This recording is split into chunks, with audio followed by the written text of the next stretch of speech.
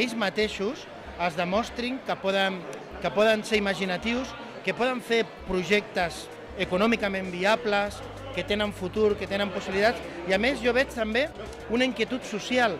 Moltes de les propostes que s'han presentat, per no dir totes o quasi totes, a darrere estan solucionant un problema social. Dotar-los d'altres coneixements que són alternatius però que són molt necessaris d'aquells continguts més clàssics que s'imparteixen a les aules.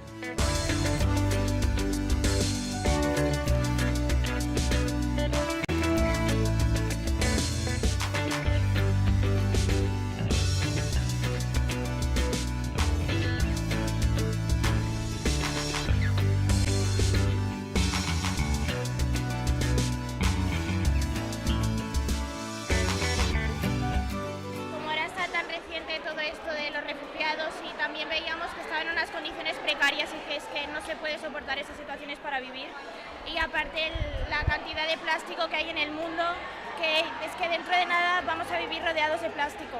Entonces pues surgió la idea para poder ayudar al medio ambiente y a la vez mejorar la vida de esas personas. Hem fugit de teories, hem fugit de literatura, hem anat a la pràctica, hem anat a l'experiència, hem anat a sortir al carrer, hem anat a veure associacions que estan fent coses pels refugiats, Nacions Unides. A tots ells els hi devem aquest granet petit perquè han estat molt grans.